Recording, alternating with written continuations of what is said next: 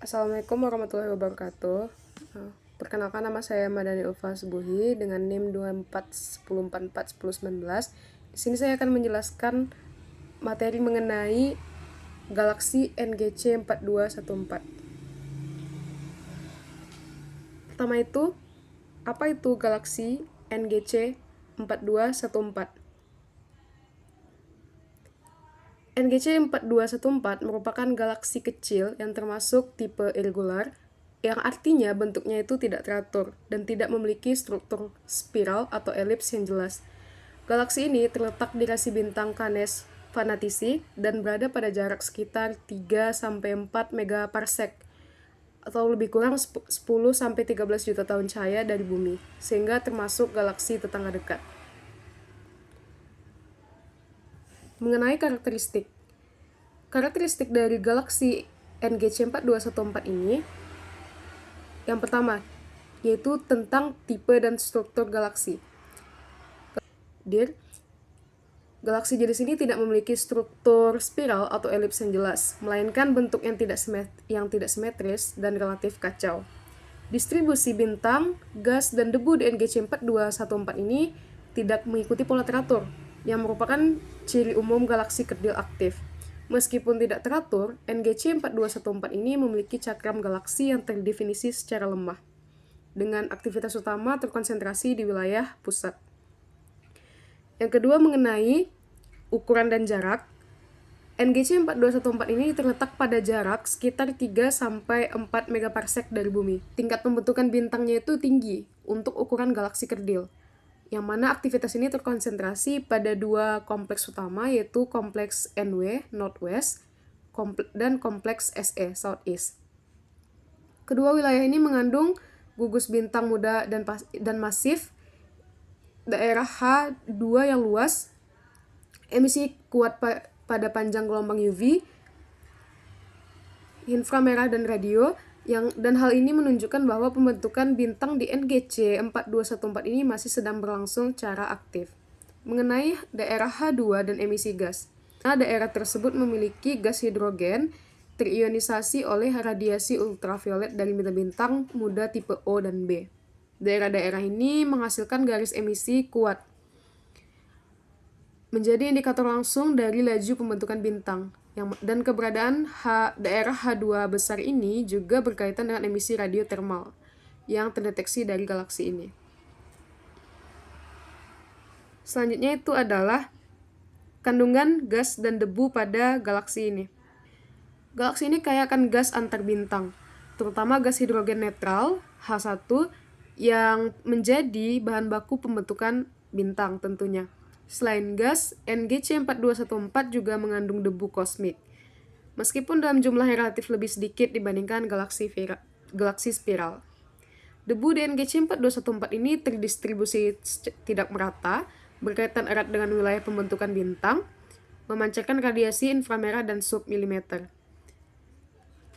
Karakteristik selanjutnya itu adalah metalisitas rendah, yang artinya kandungan unsur berat seperti oksigen, karbon, dan besi lebih sedikit dibandingkan galaksi besar. Kondisi ini menyerupai galaksi pada fase awal evolusi alam semesta. Karena itu, NGC 4214 sering digunakan sebagai analog galaksi awal, objek studi, ataupun objek studi untuk memahami pembentukan bintang dalam lingkungan miskin logam. Selanjutnya adalah emisi multi panjang gelombang.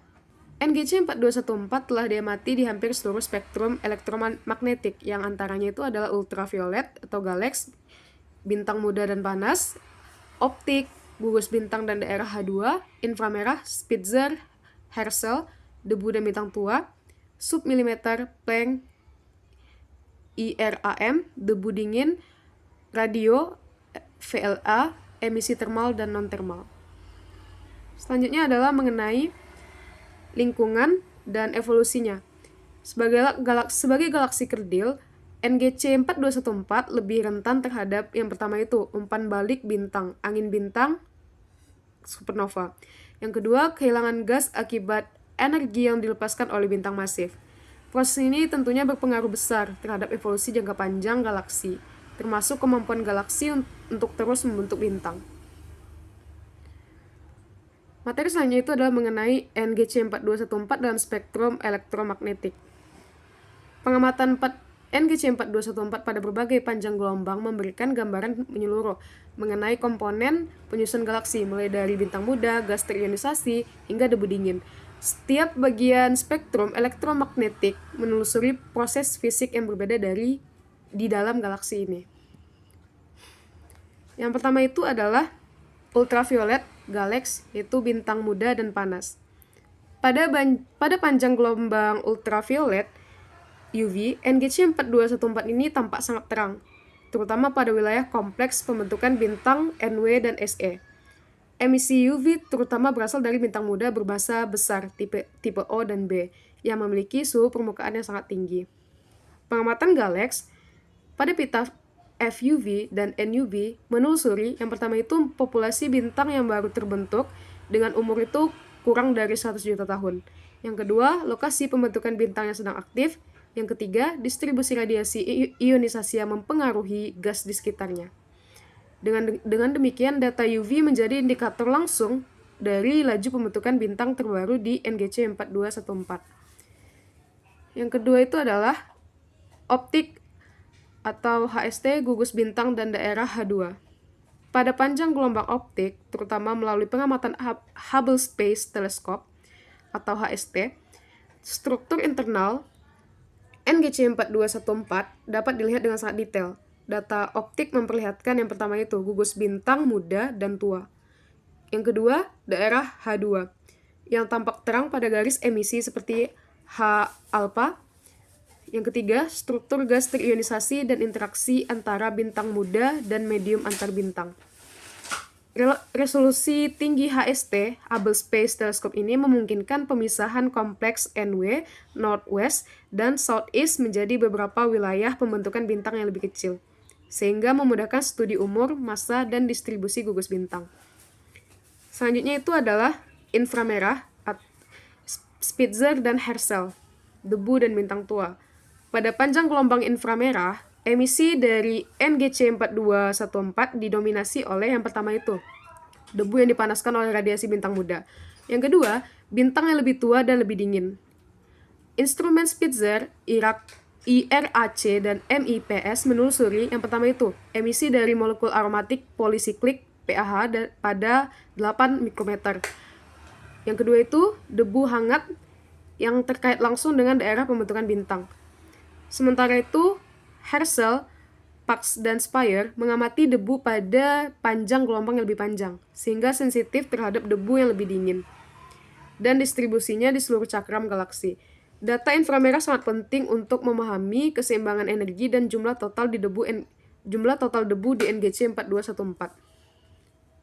Yang keempat itu adalah submilimeter, Planck, dan IRAM, atau debu dingin. Pada panjang gelombang submilimeter, pengamatan dari Planck dan IRAM 30 meter menelusuri debu dingin, yaitu debu dengan suhu rendah yang tidak dapat terdeteksi dengan baik pada panjang gelombang lebih pendek. Emisi submilimeter itu yang pertama mewakili komponen debu dengan massa terbesar, yang kedua memberikan informasi tentang fisik debu dan massa total debu, yang ketiga sensitif terhadap emisi dari wilayah pembentukan bintang yang paling padat. Dalam NGC 4214, pengamatan ini menunjukkan bahwa debu dingin terutama terkonsentrasi di sekitar kompleks pembentukan bintang utama. Yang kelima itu adalah radio, emisi termal dan non-termal. Pada panjang gelombang radio, NGC 4214 memancarkan dua jenis emisi utama.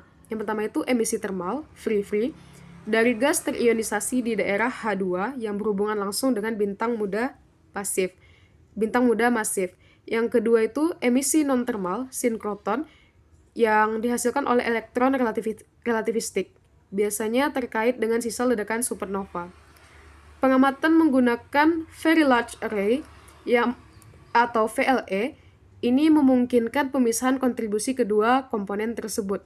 Emisi radio bersifat penting karena tidak terpengaruh oleh debu, sehingga menjadi penelusur pembentukan bintang yang andal, terutama di wilayah yang tertutup debu tebal.